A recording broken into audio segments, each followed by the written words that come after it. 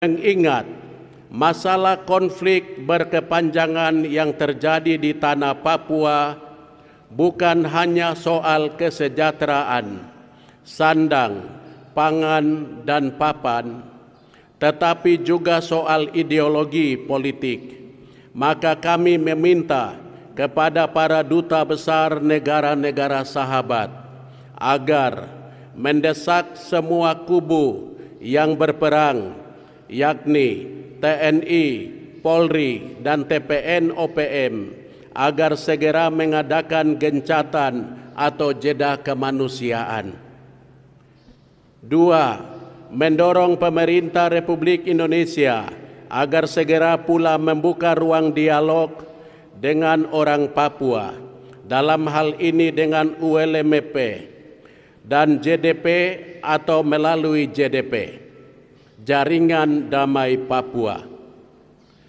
3. Dengan tegas mendukung diundangnya Komisioner Tinggi PBB untuk HAM supaya dapat melihat dan mendengar sendiri bagaimana kondisi HAM yang sebenarnya di tanah Papua.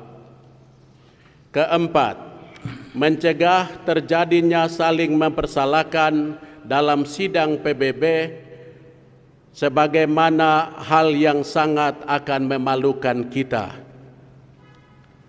Seruan yang kedua kepada Duta Besar Vatikan di Jakarta sebagai perwakilan Gereja Katolik sedunia dan kepada pemimpin negara-negara pemberi dana kepada pemerintah Republik Indonesia atas nama pembangunan dan kesejahteraan bagi masyarakat di tanah Papua.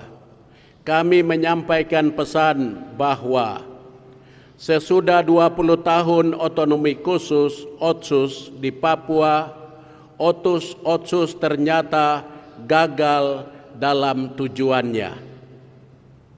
Kedua, walaupun alam Papua kaya, sorga kecil yang jatuh ke bumi, namun rakyatnya miskin.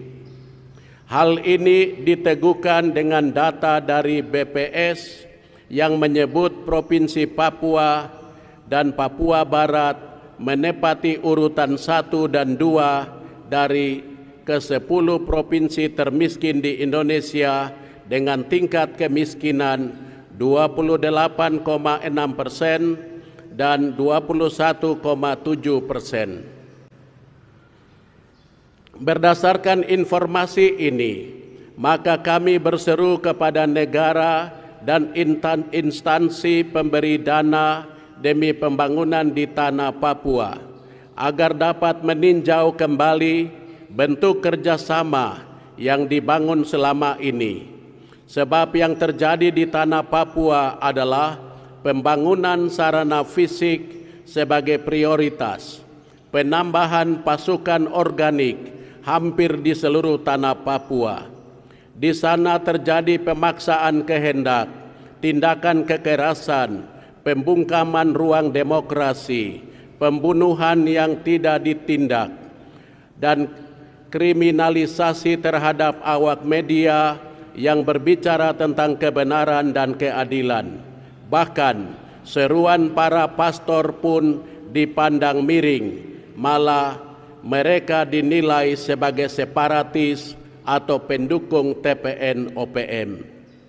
Timbul pertanyaan, apakah dana dan modal itu dipakai untuk membiayai pasukan yang beroperasi di tanah Papua? Apakah dana modal itu dipakai untuk menambah peralatan perang demi penembakan dan pembunuhan orang asli Papua? Apakah dana itu dipakai untuk upaya genosida dan ekosida secara perlahan dan berangsur-angsur? Seruan kami kepada anggota TNI, Polri, BIN, BAIS yang bertugas di seluruh tanah Papua. Sadarilah, masyarakat sudah tahu bahwa konflik dan operasi militer yang sedang terjadi adalah suatu upaya terselubung untuk melindungi kepentingan sekelompok elit